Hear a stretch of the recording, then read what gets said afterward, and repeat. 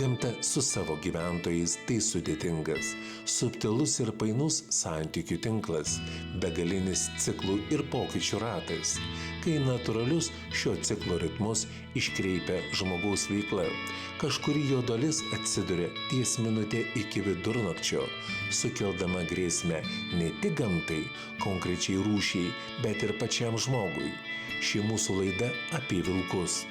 Ir apie mus, žmonės, kurie neretai šiuos laukinės gamtos tvarumą simbolizuojančius gyvūnus apibūdina kaip kenkėjus bei ragina juos dar aktyviau medžioti. Ši laida yra apie pirkimo aveles, kuriomis, dėja, tampa patys vilkai. Pastaraisiais metais vis dažniau užfiksuojami arčiau žmogaus.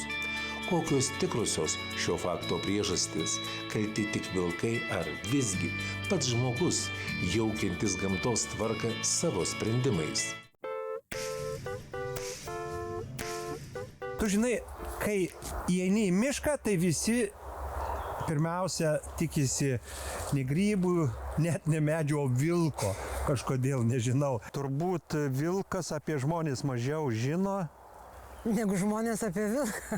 Ir jam tas žmogus gal ne tiek ir rūpi, bet žmonėms vilkas kaip rūpi. Jie kuria visokias apie vilką ten būtas, nebūtas istorijas. O kiek visokių priežodžių, bijai vilko neiki giria. Vilkų gimęs vilku kauksi, kiek vilką bešersi, Taip. tiek jisai, žodžiu, vis tiek į mišką žiūrės. Bet kuriamas toks priešo įvaizdis, sakyčiau, apie kokį nors barsuką. Nu nieko nėra, nei jokio tokio pasakymų nėra. O kodėl apie vilką tas baimės tokios išpūstos?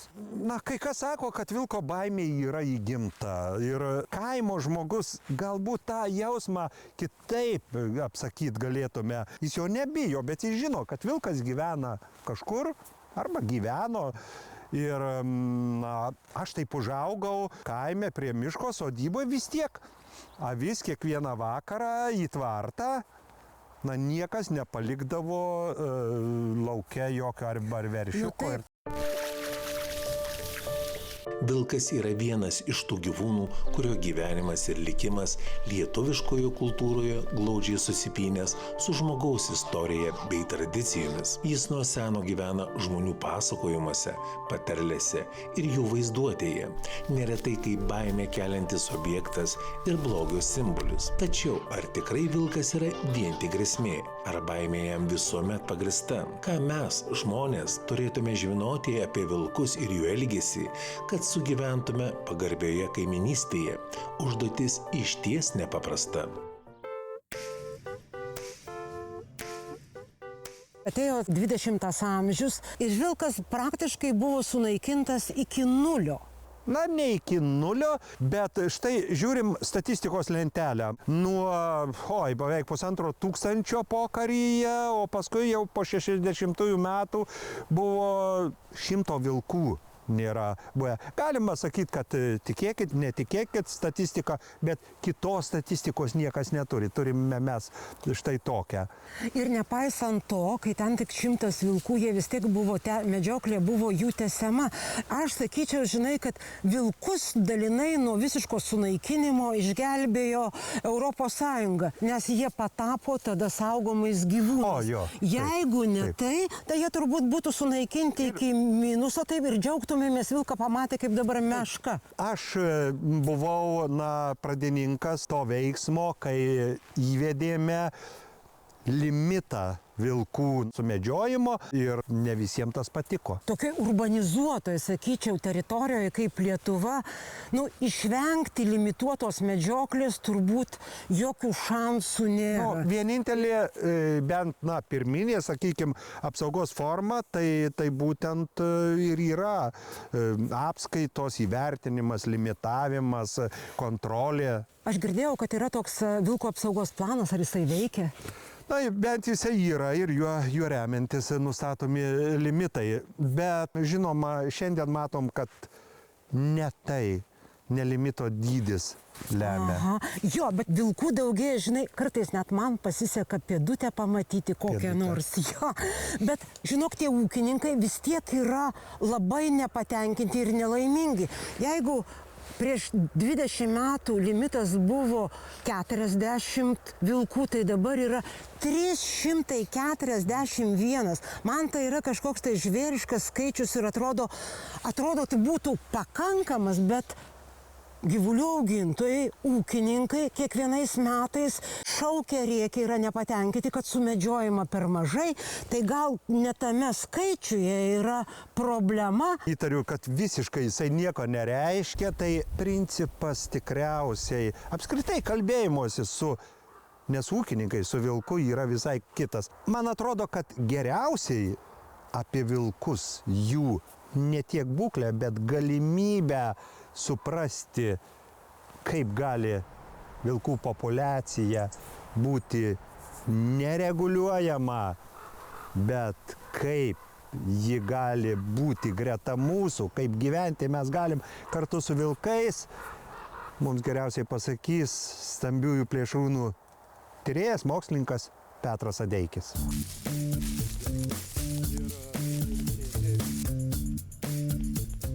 Miškas ir toks, ąžuolai, eglės, sakykime, yra čia tikimybė, kad dar yra ketvirtas ir žiūri į mus. Aš čia kažkada ne per toliausiai lūšis tyrinėjau. Tai pagal užsakymą ir ką pasakysiu, lūšių ir neradau, bet radau vilkus. Tai jie dabar jie gali į mus žiūrėti? Ne, žiūrėti negali, bet girdėti mus gali. Kaip jūs sužinot, ar tik tai pėdytes, kaip Audronė sakė, pėdutes randat, ar visgi kaip tyriama? Vilkas yra, nėra, pėdsakai, pėdos, viena pėda rasta, atspaudas, jisai nieko neduoda. Kas šiandien yra įrodymas? Kaip jūs sužinot apie vilkus? Pėdsakas tai nėra tie patikimi duomenys visiškai, todėl kad yra dalis šunų veislių, kurių pėdsakų neatskirsi nuo vilko. Aš kažkada ir testą dariau, bet pėdsakai kontekste jie labai padeda. Ypatingai jeigu žinai, kad toje vietoje vilkai yra, jeigu yra nuotraukos iš kamerų, iš medžiotojų kamerų ar iš tyrėjų kamerų išstatytų, tai pėdsakai aišku padeda, ypač rujos metu tada įdomu žiūrėti. Bet svarbiausias įrodymas? Nuotraukos arba filmuota medžia. Įstatai kameras ir fiksuoji. Kitas dalykas yra stebėsena, aišku, kai žinai jau, kur tas vilkas yra įmanoma jį ir sutikti. Mano arčiausiai sutikti 3 vilkai buvo, tai koks 20 metrų nuo manęs. Ir ką tie jūsų duomenys dabar apie vilkus gali pasakyti? Va taip labai kondensuotai, ką jūs sužinojote, tyrinėdamas tiek metų juos? Kiekvienas metodas atsako į tam tikrą klausimą. Aš tyrinėjau kaip tik konfliktą tarp vilkų ir gyvulių augintojų. Iš principo, vilkai žalos faunai nedaro.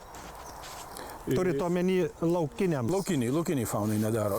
Ta labai lengva įrodyti. Dabartinis yra mano tikslas ištirti, reiškia, tą konfliktą tarp, nes priežastis ir yra. Reiškia, laukiniai faunai žalos nedaro. Žala yra, mes turim konfliktą su vilkais ir gyvuliais. Lietuvoje kasmet keletą tūkstančių avys, veršeliai, šiek tiek... Šunys, beje taip, šunys. Šuo vienas iš lengvesnių grobių. Kaip supratau, tas konfliktas yra. Kaip jį spręsti? Mano tyrimai yra sužinoti priežastį. Kodėl? Nes yra labai daug stereotipų apie vilkus, tai pats pagrindinis stereotipas konflikte yra tas, kad patelės moko jauniklius, kaip reiškia medžioti. Tada eina į bandą ir vaikai žiūrėkit. Taip, tai yra visiškas nesusipratimas. Čia yra tokia sena pasaka tikriausiai apie tai. Aš tyriau pernai metais, 2024, reiškia, mano tyrimas prasidėjo nuo rugpjūčio 5 iki lapkričio 28. Aš ištyriau 7 atvejus, tai nei vienam atvejui nebuvo patelės su jaunikliais. Dar daugiau pasakysiu, nei vienam atvejui nebuvo kelių vilkų. Visur pjovė tik vienas vilkas. Taip, pavienis vilkas. Tai tada ir pradedama aiškintis, o kodėl pjauna tas vienas vilkas eina ir pjauna. Ir ką aš matau, kokią aš darau išvadą, aš aišku tiesiu tyrimą, kad įsigilinti, kad suprasti dar geriau. mes visiškai neteisingai valdom vilkų populiacijas. Mes visiškai naudojam neteisingą metodą. Mes naudojam vilkų populiacijai reguliuoti metodą, kuris yra naudojamas kanopinių žvėrių populiacijos reguliavimo. Tai reiškia, ką mes darom, mes atsitiktinai šaudom bet kurį išėjusi vilką. Totaliai, skaičių. O kas dabar yra blogai? Vilkas yra socialinis gyvūnas ir jis gyvena šeimom. Būtent šeimom, ne gaujom. Gyvena tėvas, motina, šiųmetiniai jaunikliai ir pernykščiai jaunikliai. Toliau jau reiškia, kada vilkai jau 2-3 metų psichiškai subręsta, jau pradeda išvarinėti. Labai įdomu, vilkai iš ką šeimos. reiškia psichiškai subręsta. Tada, kada pradeda dominuoti, kai jisai subręsta taip, kad jisai pradeda save statyti kaip pagrindinį individą. Su tėvu konkuruoti šeimoje. O pas vilkus šeimoje niekada nebūna pykčio. Jeigu tik atsiranda pyktis, tas individas, kuris kelia sumaištį, yra išstumiamas lauk iš šeimos. Tai vat būtent Lietuvoje jie gyvena šeimom, nes jų grobis yra didelis, mums suprantant, bet pakankamai tokio dydžio, kad vilkų šeima pati susitvarkytų su to grobiu.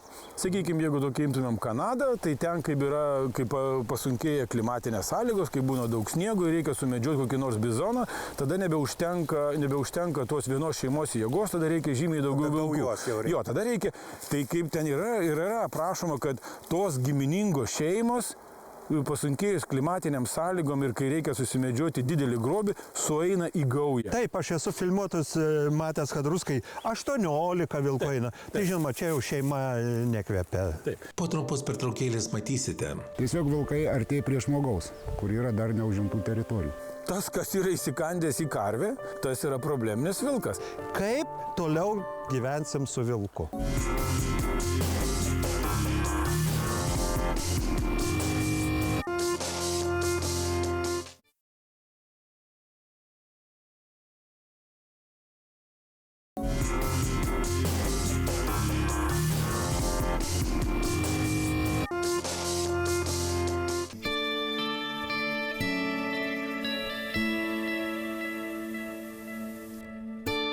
Vilkas Lietuvoje gyveno dar tada, kai čia nebuvo žmogaus.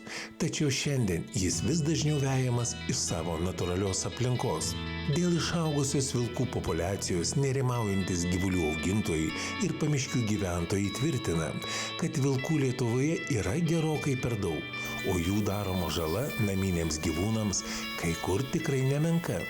Medžiotojų paslaugos turėtų situaciją gerinti, tačiau dabartinė vilkų reguliavimo tvarka neveikia, konfliktas tęsiasi.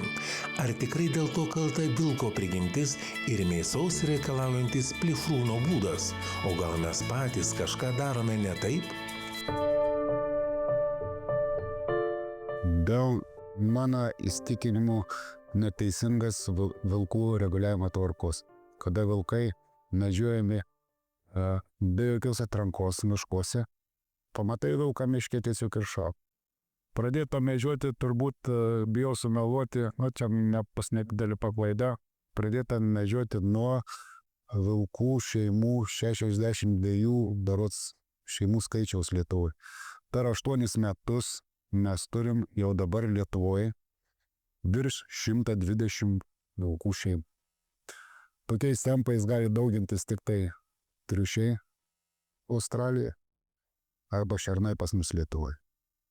Tai yra neįmanomi skaičiai natūraliai vykstant gyvenimą. Kiekvienais metais nušaunama šitokiu būdu be jokios atrankos alfa poras atstovai, tai yra motina ir tėvas, kurie tik vieni gali atsivesti vaikus. Mano šeima išyra ir išeina klajoti, kol susitinka negiminingą vilką. Kažkur, jeigu nežūstais, kažkur keliai. Nes pas vilkus nėra kraujomaišo šeimoje. Visos teritorijos vilkų yra jau užimtas miškai, užimti kitų vilkų šeimų, į kurias vilkai kita šeima negali viešis patekti. Jie bus papjauti greičiausiai, kai kuriais labai retais atvejais gal priimti į šeimą svetį. Tiesiog vilkai artėja prie žmogaus, kur yra dar neužimtų teritorijų. Jeigu ten yra kažkokių sodybų, pirma vilko užduotis savo teritoriją įsivalyti nuo savo konkurentą, tai yra šuns. Štai todėl jie ir trauka šunis iš baudų. Biologiškai jam yra taip įrašyta į genetiką. Su tokia savo šeimų dauginimasi, su teritorijų plitimu po visą Lietuvą, patys ginas savo populiaciją, tokiu savotišku būdu. Petras Odeikis yra labai gerai ir pasakęs, kad reikia medžioti vadinamas tos probleminius vilkus, kurie paginė tos gyvulius, bet tuo pačiu raginti gyvulių augintojus saugoti gyvulius.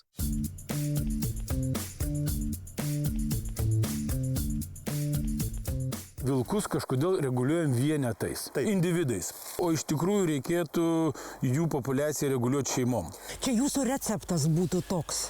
Aš tą matau atliekant tyrimais. Nes jeigu, grįžtu prie to pačio, jeigu mes išėmam kelis pagrindinius vilkus, gaunasi chaosas ir kas tada tie jauni vilkai pradeda Vaikščiot po kaimus ir ieškoti lengviausio grobio. Jisai nebesugeba pasigauti elnio, ten kokios nors stirnos, to smulkaus grobio, galbūt ten koks nors bebras, usūrinis ar dar kažkas, jo nėra tiek daug ir paprasčiausiai jie tada pradeda chuliganuoti, pradeda lysti prie tų naminių gyvulių. Ir tada medžiotojai sako, kad reikia didinti limitus ir šaudyti daugiau, nors iš tiesų tai yra, į niekur neveda. Tokių metodų reguliuodami vilkų populiaciją dar kitą blogą dalyką daro. Visiškai netinkama selekcija. Kodėl?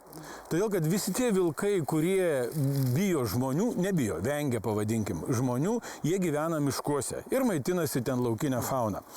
O medžioklės kur vyksta? Jos vyksta kaip tik miškuose. O medžioklės nevyksta šalia žmonių, šalia kaimų ir taip toliau. O būtent tie vilkai, kurie jau yra atsiskyrę, kurie yra, pavadinkim, probleminiai, jie būna šalia tų kaimų, fermų. Ir jie nesumedžiojami. Jie yra nesumedžiojami. Ir jie dauginasi. Mes darom selekciją. Mes antrą kartą norim prisijaukinti šunį. Dabar pradeda ryškėti to probleminio vilko, nupieškit psichologinį jo portretą.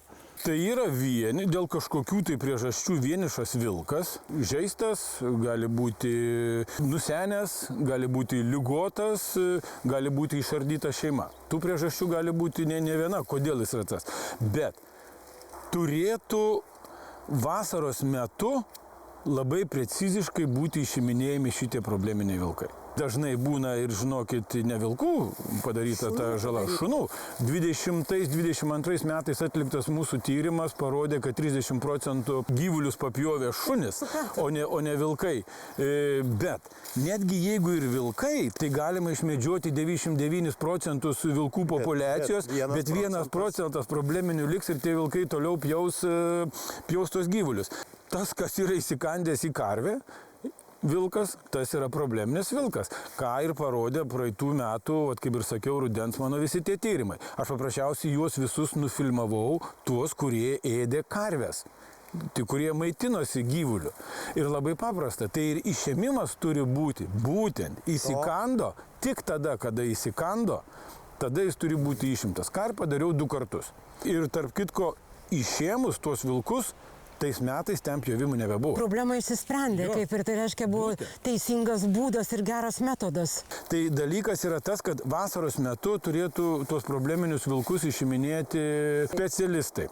Aš netgi neimčiau medžiotojų. Todėl, kad medžiotojas tai yra suinteresuotas asmuo ir jis yra vilkui konkurentas. Tokiu metodu, kokiu dabar yra reguliuojama vilkų populiacija, privalo būti šitas sudedamoji dalis, kai išiminėjami šitie probleminiai vilkai. Tiesiog mūsų žinių apie vilkus toka. O sakykit, kaip su tais probleminiais vilkais, toks vaikiškas klausimas, bet ką žmonėm atsakytumėt, jisai turi kažkokį pavojų, probleminis vilkas pro šalį einančiai bobutei ar dėdukui? Paštininkai. Jo, aš juokiausi, čia kai buvo tas straipsnis, kad paštininkė temstant ėjo ir ją sekė vilkas. Kaip jinai nustatė, kad ten vilkas, o ne vokiečio aviganis, pavyzdžiui, ten ar ne. Šiaip tai vilkas turi turėti žmogaus baimės instinktą. Vilkų elgsenos specialistai teigia, kad šio ypatingo gyvūno žmogui bijoti nereiktų. Sutiktas vilkas dantų nešiebs ir agresijos žmogui nerodys. Greičiau apsisuks ir nubėgs savais keliais. Vilkai netgi negina savo jauniklių, mat dar nelaiko jų savo šeimos nariais, nešančiai šeimai naudą.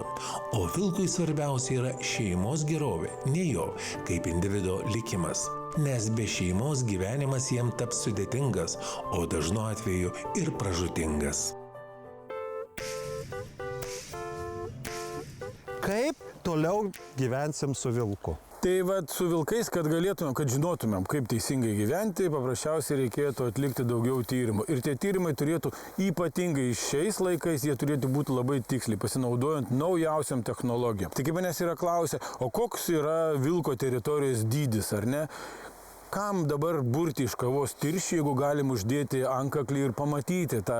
O mes jau turim uždėti? Neturim, aš turiu leidimą ir dabar uždėjinėjau kaip tik. Bet tas procesas, jisai nėra toks paprastas. Čia ir žuvį pagauti jau reikia pavargti, o čia vilkas. Dabar kaip tik vilioju tos vilkus ir, atsargus jie. Ar gali būti, kad vilkai, Petrai, jūs irgi laiko probleminiu? Nes jūs kitoks tarp tų žmonių. Mane probleminių laiko daugiau medžiotojai negu vilkai. Vilkai aš negaliu atsakyti. Petras yra geriausias vilkų advokatas, jis ne probleminis yra vilkams, jis vilkų advokatas yra. Aš norėčiau labiau pasakyti ekosistemos advokatas, nes aš ir taip pat ir medžioju. Ne vilkai yra problema. Problema yra neišmanimas, kaip su jais elgtis. Dar daugiau aš pasakyčiau, šiai dienai, ką matau, tai netgi ne biologinė problema. Tai yra politinė problema. Todėl, kad visus tos sprendimus priminėja politikai. O politikai ką daro? Jie nežiūri į vieno Petro nuomonę. Kas, vienas Petras tai yra vienas balsas. Jie žiūri daugiau į didelės grupės žmonių, medžiotojų nuomonę. Ir šiai dienai yra leidžiama taršyti vilkų šeimas. O iš tikrųjų... Ir kelti problemas. Jo. Kas labiausiai džiaugiasi šitą problemą, tai medžiotojai. Jo, nes jie gauna daug trofėjų. Ne trofėjų. Jie gali naikinti savo konkurentą. Paprasčiausiai yra kvailinami ūkininkai, o medžiotojai tuo naudojasi. Vilkai šitą žemę atsikraustė žymiai anksčiau už žmogų ir kai tik tais atsirado pirmieji gyventojai, jie iš karto patapo konkurentais. Bet mes esamgi protingos būtybės ir galime rasti būdą, kaip su tuo konkurentu, aš nesakau draugiškai, bet aš sakyčiau pagarbiai sugyventi ir gyventi. Iš tikrųjų, tikėkim, kad tai, ką išgirdot ir pamatėt, kalbant apie vilkus, ne tik tarp mūsų, bet ir politikų koridoriuose galėtų turėti atgarsį, turėtų turėti atgarsį.